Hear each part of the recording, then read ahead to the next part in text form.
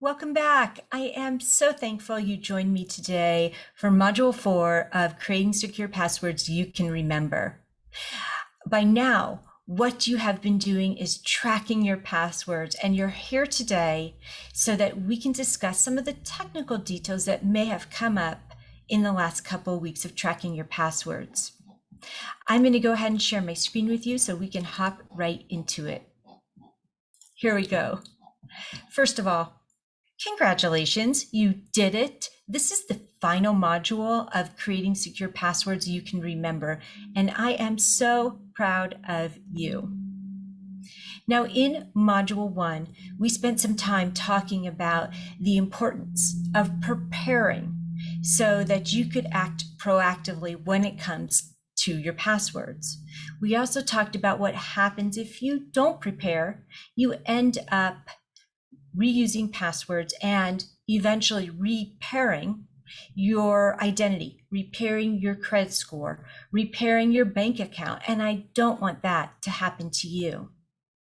In Module 2, we talked about moving from the basic 8 to the better 12.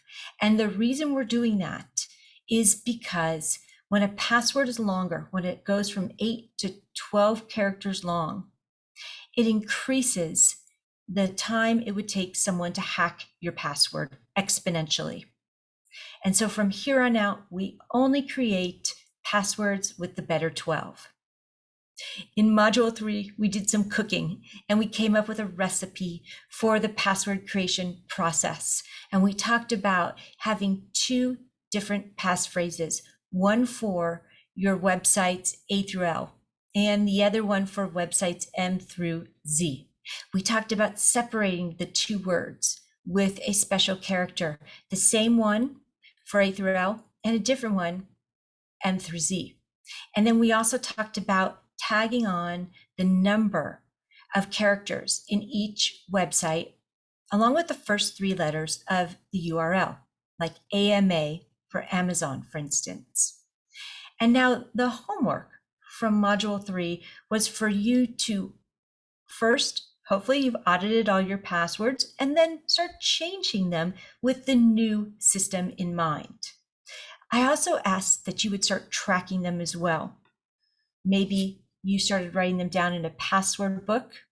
This one is my favorite. Maybe you started noting down some unusual ones.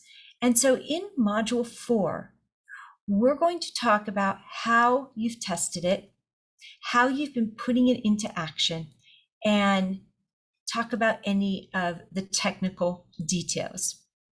Now, I love Dilbert so much. His cartoons are really about real life issues. And in this one in particular, he's very clearly stating what needs to be done, and it's not being conveyed. And so I want to tell you, if you have any questions or concerns, or there's issues and something is just not playing out the right way, I want you to ask me again and again and again, because I'm here for you. So within Module 4 of perfecting the password process, I want to talk about the issues that come up, especially anytime you try something new. It's going to be difficult to put it into action. And so for starters, what I've noticed is that sometimes people have joint accounts, right? We have one Netflix account within our whole family. And I may not want my children to know all my passwords. So what I've done is I've come up with a family passphrase. So we have one passphrase for our family accounts, which usually includes our streaming accounts and our Wi-Fi password. So these are passwords that I can share with other people.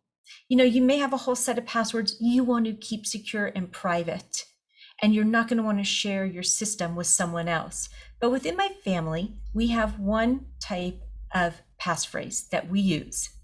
And I can tell my children, for instance, this one is the comedy bagel passphrase, and then they know how to build on it. Now, there are going to be other issues when you log into a bank account, for instance. Maybe it's a financial account and you want to make it extra secure, which I would totally recommend you do. So in this instance, what I suggest doing is to add another word to your passphrase. So go back to the randompassphrasegenerator.com website and get 3 words.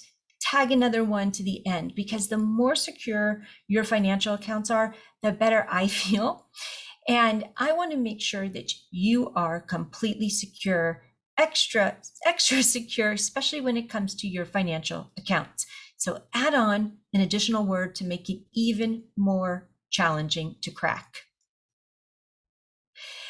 There are also going to be a lot of glitchy accounts, and I encounter these all the time myself and when I'm with my clients. And here are a couple of them that I have noticed where this happens. So the first one is Microsoft. I don't know what it is, but I am regularly having to reset my Microsoft password. So frequently, in fact, that I decided, I'm not going to have a password anymore for Microsoft. Instead, I'm going to sign in with a security key. That way I have a 4, 6, 8-digit passcode I can put in that acts as a key, so that no matter what, I can still just enter this pass key and bypass having to put in a password that they're not going to accept. Okay. Another instance, Google. Google, if you're using Google Chrome, truly tracks all your passwords for you, which is a big convenience because you can see which ones you may be reusing.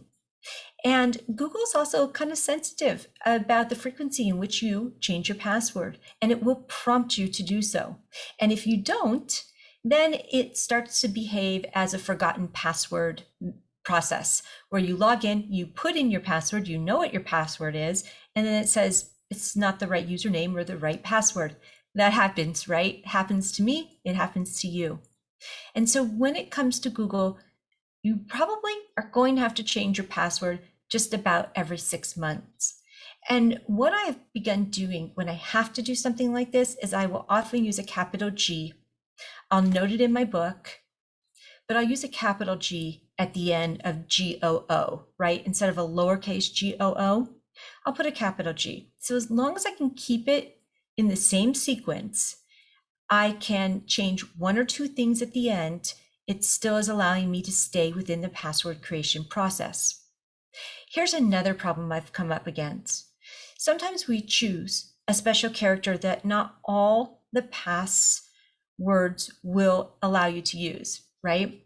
I came across this when I was first testing this method, and am particularly fond of what's the must tag. It's the little squiggly line that's to the left of the number 1 key on your keyboard. I like that one. I like to use it because it's on the left side. I'm left-handed, whatever, right? And it's underused. But there were many websites that would not allow me to use this as my special character. What to do? Well, here's what you can do. You can use one that is accepted on the large majority of all websites. And so what I found was the ones that are most accepted are the exclamation point, the pound or the hashtag, depending on how old you are, the $sign, the caret or the little divot up, and the asterisk. Stick to those, make your life simple. Try not to choose something that won't be accepted on all websites. And finally, I also want you to be tracking these changes so that you can stay out of that mental process of having to remember how you may have changed it. So definitely do track them in your password notebook or in a spreadsheet. Okay, and I put that in module 3 of your resources. Now, I always like to let you know that if you would like my help with this, I want you to reach out to me. I have created a special offer for my workshop clients, and I would love to be able to help you with this. I can be checking in with you every week. I can check in with you monthly, and we can go over some of the issues that you are up against and help you to create secure passwords as frequently as you need to. Okay, that is truly my goal.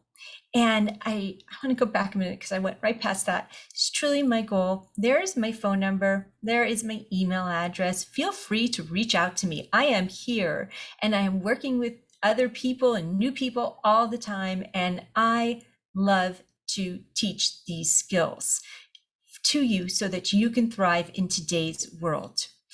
Finally, I'm really proud of you. You did it. You learned to do something new. You are improving your life and you are creating a secure process for yourself in order to reclaim, protect, and secure your identity online. And that is important stuff. I'm so glad that you joined me here today. And if there are more topics you're interested in knowing about, just reach out and let me know, and I'll be sure to put together a workshop for that too. Well done, and I'll see you again in another workshop. Bye.